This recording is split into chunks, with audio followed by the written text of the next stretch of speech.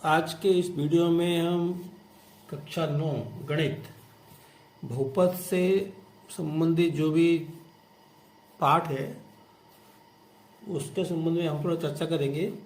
अभी ये परीक्षा का समय निकट है तो इसलिए अपन सीधे में अपनी बात पे आता हूँ। तो ये आपकी पुस्तक में अध्याय 2 बहुपद ये दिया हुआ है। तो बहुपद क्या होता है मैं सीधे कहता हूँ। बहुपद की घात क्या होती है? बहुपद में चर की अधिकतम घात जो है बहुपद की घात कहलाती है। बहुपद की घात कहलाती है।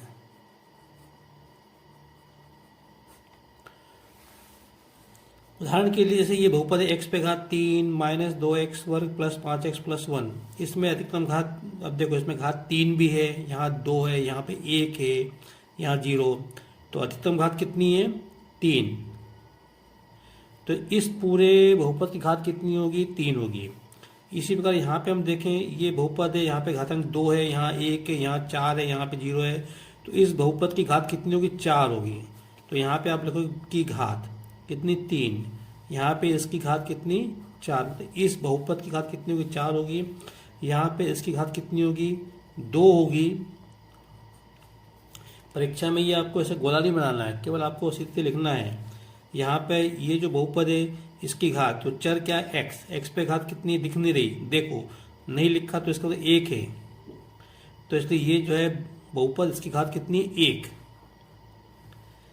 यहाँ पे 2 पद हैं, इसमें 2 पद, इसमें 1 2 3 4 पद है, इसमें 1 2 3 4 पद हैं, और इसमें बच्चों 2 पद हैं, इसकी घात 1 है। इसमें 1 ही पद है और इसकी घात कितनी है? 1। तो ये बहुपद है, इसमें 1 पद है, 1 ही पद है ये, इसकी घात कितनी है? 2। इसमें 2 पद हैं, घात कितनी है? 100।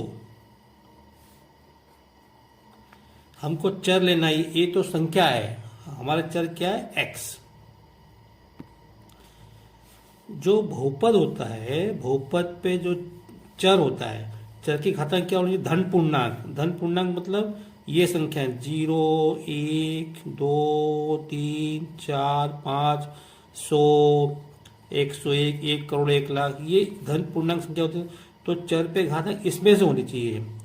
तो यहाँ पे तो है, यहाँ पे -3 है, यहाँ पे -3 है, इसलिए ये बहुपद, पहली बात तो ये बहुपद नहीं है, ये बहुपद नहीं है,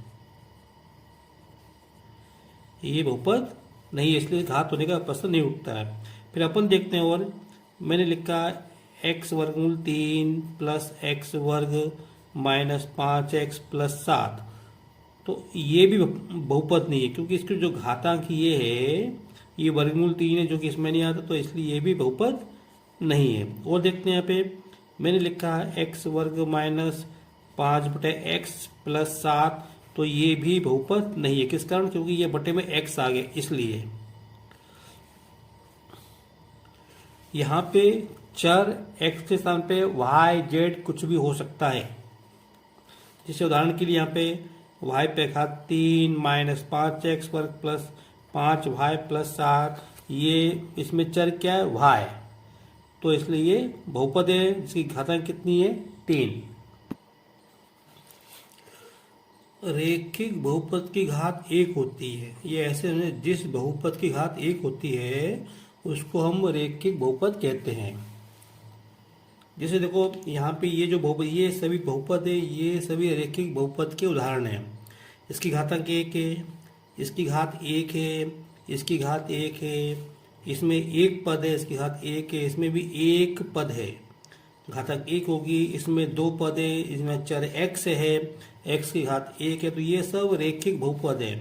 अपन किसी भी क्रम में लिखो इसको, a b प्लस x, तो ये भी क्या रेखिक बहुपद है, और ये भी रेखिक बहुपद है यहाँ पे।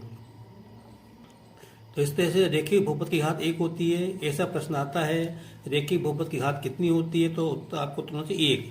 अब एक अचर अचर, अचर बहुपद की घात 0 होती है। अचर मतलब जिसमें चर नहीं हो। तो यहाँ पे देखो ये 3x, x पे घात 0, तो इसको अपने ये अचर बहुपद है। और ठीक है, ये भी अचर बहुपद है, घातांक शून्य है। इसको हम केवल 3 लिख सकते हैं, क्योंकि इसका मान 1 होता है बच्चों, और इसका गुणा 3 में करो 3 आएगा। इसको हम केवल -3 लिख सकते हैं। इसको हम केवल वर्गमूल 2 लिख सकते हैं। इस लिख दिया। देखो ये वर्गमूल तो इसमें चर नहीं है, ये 1 है और ये पाई है, ये भी ठीक है। ये सब अचर बहुपद हैं। अचर बहुपद की घात कितनी होती है? 0 होती है। यहाँ पे ये संख्या है और ये चर है, घातांक कितनी है? 0। ये सब अचर बहुपद है। ये सब 3 वर्गमूल 3/2, 2 और 5.1 वर्गमूल 3 -6, ये सब अचर बहुपद के उदाहरण हैं। तो अचर बहुपद की घात कितनी होती है? 0 होती है। शून्य बहुपद की घात परिभाषित नहीं होती है। शून्य बहुपद की घात परिभाषित नहीं होती। अब शून्य बहुपद क्या होते हैं? देखो ये आप चर देख रहे हो ना, तो इस चर के गुणा में कितना? 0। यहाँ भी 0, यहाँ भी 0। तो अगर इसको हल करेंगे तो इसका इसमें गुणा करेंगे तो क्या आएगा? 0 आएगा। इसका इसमें गुणा करेंगे 0, ये भी 0 है। तो इनको अपन हल करेंगे तो आप लोग को कितना मिलेगा? 0 ही तो मिलेगा, कोई संख्या नहीं मिल रही। तो ये शून्य बहुपद है। यहाँ पे इसका गुणा इसमें करेंगे 0 आएगा, इसका इसमें गुणा करेंगे 0, इसका इसमें गुणा करेंगे तो आपको क्या मिलेगा? 0 मिलेगा। इसलिए सब ये हमको 0 मिलेगा, तो इसलिए शून्य बहुपद है। तो हम इसकी घात 10 है, तो हम ये नहीं बोल सकते कि इसकी घात 10 है, ठीक है। क्योंकि अगर मैंने इसको घात 10 तो मैं इसको ऐसे भी तो ले सकता हूँ, ऐसे भी ले सकता हूँ मैं। तो 100 बात की एक बात है कि जो शून्य बहुपद की घात परिभाषित नहीं होती। फिर यहाँ पे देखो एक बहुपद ये है, एक बहुपद ये है, इसकी घात 1 है, इसकी घात 2 है। तो जब हम दो बहुपदों को जोड़ते हैं तो हमको एक नया बहुपद मिलेगा। जोड़ने पे क्या मिलेगा? x² plus x minus 1। तो दो बहुपदों को जोड़ने से, घटाने से, गुणा करने से हमको एक नया बहुपद मिलेगा। अगर मैं इसको घटाऊंगा तो हमको एक नया बहुपद मिलेगा। ये मिलेगा -x² माइनस x और प्लस के 3, ये मिलेगा। अगर मैं इसको गुणा करूंगा, इसका गुणा करूंगा, तो मुझे एक नया बहुपद मिलेगा। वो होगा x पे घात 3 माइनस 2x और x² और माइनस के 2, ये इस तरह से। तो जिसकी घात कितनी है? 3। तो दो बहुपदों का गुणा करने से उसकी नया बहुपद मिलेगा, उसकी घात भी बदल सकती है। इसी प्रकार अगर ये बहुपद है और ये बहुपद, इनको मैं जोड़ूंगा तो मुझे एक नया बहुपद मिलेगा x पे घात 99 और प्लस x पे घात 7। बस इस नए बहुपद की घात कितनी? 99। अगर मैं इसको हल करूंगा तो यहाँ से मुझे मिलेगा ये x, ये कड़े तो 0 मिलेगा। क्या मिलेगा मुझे? शून्य बहुपद मिलेगा। शून्य बहुपद, इसको क्या बोलेंगे? शून्य बहुपद बोलेंगे। फिर इसका इसमें गुणा करेंगे तो मिलेगा x² प्लस 2x प्लस 2, ये इस तरह से मिलेगा। ये 3x आएगा यहाँ पे। इसका इसमें गुणा करेंगे तो ये मिलेगा x पे घात 3 माइनस x² प्लस x, और इसका इसमें गुणा करेंगे तो ये आएगा 3x² माइनस 3x और प्लस x माइनस 1। तो ये हमको एक नया बहुपद मिलेगा। तो इसमें देखो ये चर के गुणा, जैसे इसमें चर क्या? x, तो x² के गुणा में क्या लिखा है? यहाँ पे कुछ कोई संख्या नहीं, तो इसका मतलब 1 है। तो x² का गुणांक क्या होगा? x, गुणा नहीं गुणांक। और x का गुणांक क्या होगा? पाई। और इसमें x चर नहीं है तो इसको बोलेंगे ये अचर पद है। यहाँ पे x² का गुणांक कितना होगा? a होगा, और यहाँ पे x का गुणांक क्या होगा? 12 होगा, और इसको अपन अचर पद बोलेंगे। तो मैंने आपको बहुत सारी बातें बता दी। इसके अंदर जो है परीक्षा के अंदर प्रश्न आता है, ये प्रश्न है रेखिक बहुपद में चर की अधिकतम घात कितनी होती है? रेखिक बहुपद है तो इसकी घात कितनी होगी? 1 होगी। बहुपद में की घात कितनी है? तो इसमें 4, 3, 5, 1, तो इसकी घात कितनी है? 5। एक ऐसा व्यंजक जिसमें एक या एक से अधिक पद होते हैं उसे अपन क्या कहते हैं? बहुपद कहते हैं। ये बहुपद आएगा।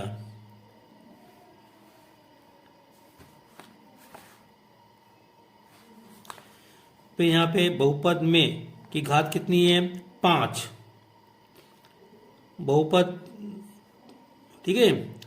ये बहुपद है, कौन सा बहुपद है, शून्य बहुपद है, रेखिक बहुपद है, द्विघात बहुपद है, अचर बहुपद है। तो देखो ये एक तो द्विघात बहुपद है, दूसरा द्विपदी है, तो इसमें उत्तर हमको द्विघात दिया है, द्विपद नहीं दिया है, तो इसलिए ये द्विघात बहुपद कहलाएगा। रेखिक बहुपद की घात 1 होती है, तो यहाँ तो घातांक 2 है, ठीक है। x बराबर 1 पर इस व्यंजक का मान, पहले अपन इसकी बात कर लेते हैं।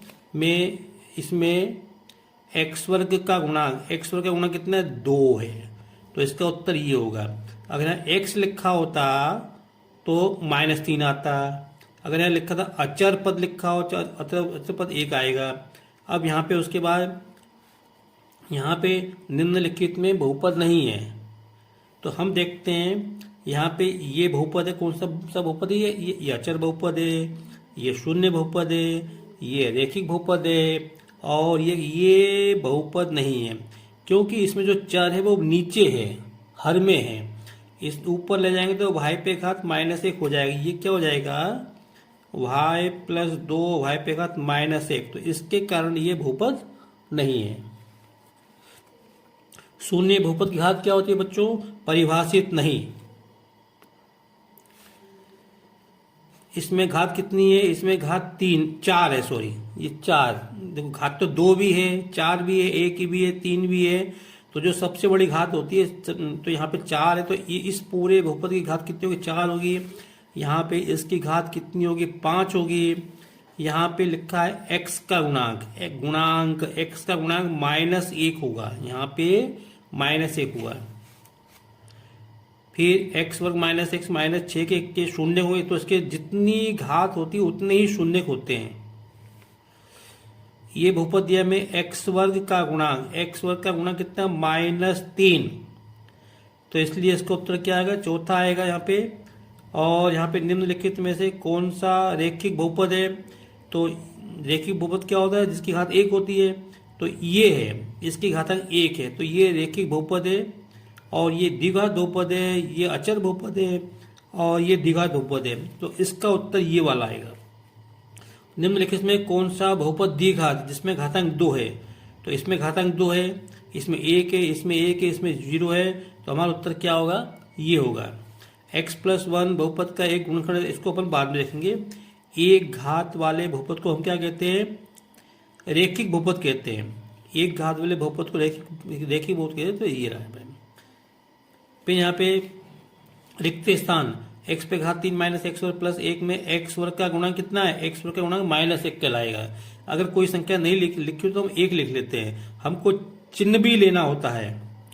बहुपद में शून्य क्या है, इसके चर्चा अपन बाद में करेंगे। और ये एक रेखिक बहुपद है, क्योंकि इस पे चर क्या है, y, घातांक कितनी 1, इसके 2 गुणनखंड, जितनी घातांक होती है उतने ही गुणनखंड होते हैं, तो इसके 2 गुणनखंड के गुणनखंड हैं, ठीक है। अब इसके गुणनखंड 2 बताना पड़ेंगे यहाँ पे। 2 घात वाले बहुपद को हम क्या कहते हैं, द्विघात बहुपद कहते हैं। और वास्तविक संख्या के शून्य की होती है pa बराबर 0 आएगा यहाँ पे। 3 घात वाले बहुपद को अपन क्या बोलते हैं, त्रिघात कहते हैं। बहुपद में चर की घात सदैव क्या होती है, धन पूर्णांक, क्या होती है, बहुपद में चर की घात सदैव एक धन पूर्णांक होती है, क्या लिखो, धन पूर्णांक।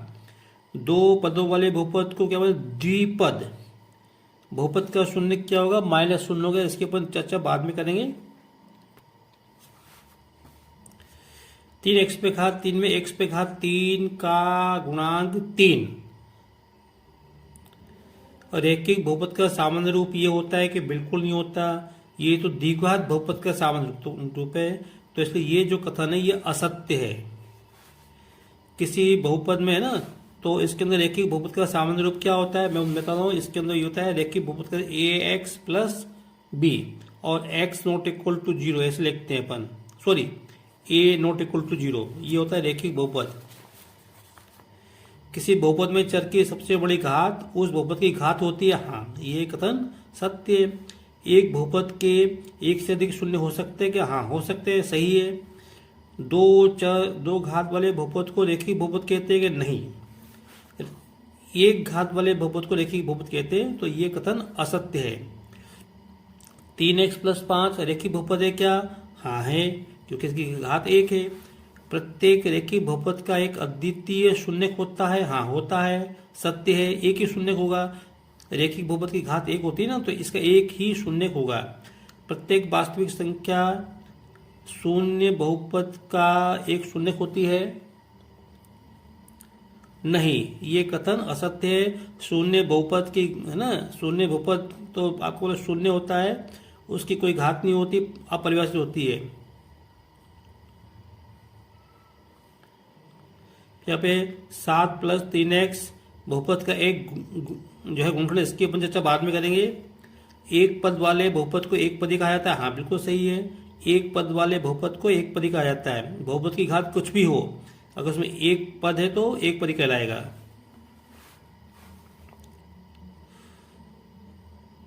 सही जोड़ी मिलाइए, तो x + y का पूर्ण वर्ग, इसका संबंध किससे होगा? इससे होगा। और x + a × x + b का संबंध क्या होगा? इससे होगा, दूसरे से होगा। और x पे घात 3 - y पे घात 3 का संबंध किससे होगा? इसका से होगा। और इसका संबंध इससे होगा, और इसका संबंध इससे होगा, जो ये रहा, ये इसका संबंध इससे होगा। फिर बहुपद, ये जोड़ी हैं, ये बहुपद है, इसकी घात कितनी होगी? घात 3 होगी, तो ये रहा इसका उत्तर।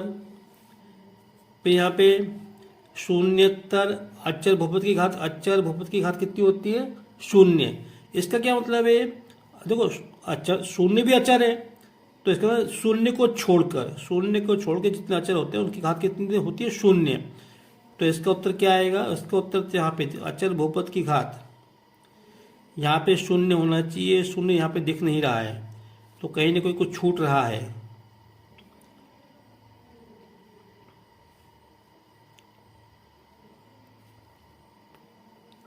हाँ ये लिखा है, 0 अचर बहुपद की घात 0 होती है, लिखा है यहाँ पे।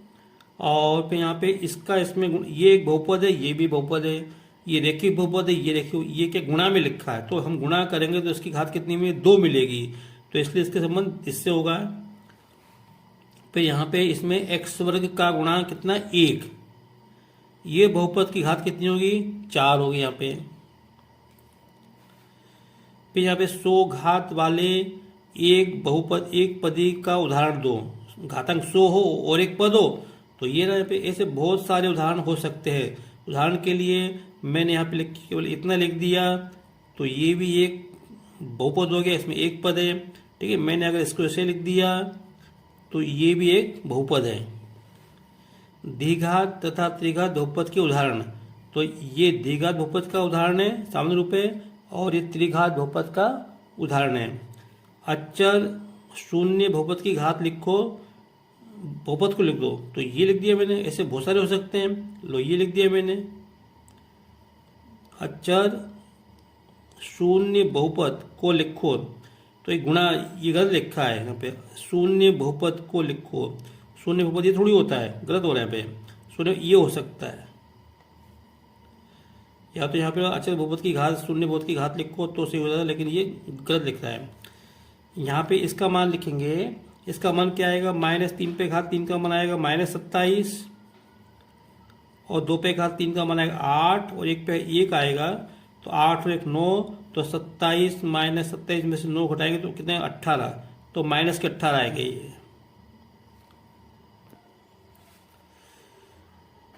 रेखिक बहुपद की घात क्या होगी? तो 1 होगी। रेखिक बहुपद का उदाहरण, ये पीछे भी हमने बहुत सारे उदाहरण देखे। किसी बहुपद में अचर पद की घात हमेशा क्या होती है? 0 होती है। बहुपद के शून्य को परिभाषित कीजिए, x का वह मान जिसके लिए बहुपद 0 के बराबर हो जाए वह बहुपद का शून्य कहलाता है। फिर देखते हैं इसमें बहुपद में प्रत्येक बहुपद की घात लिखो। इसमें घात 3 है, इसमें घात 2 है,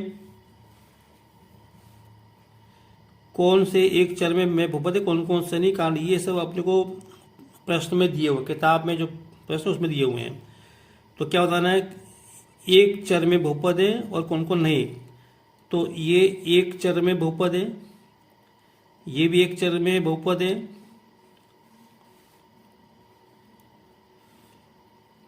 और यहाँ पे इसको अपन बाद में करेंगे।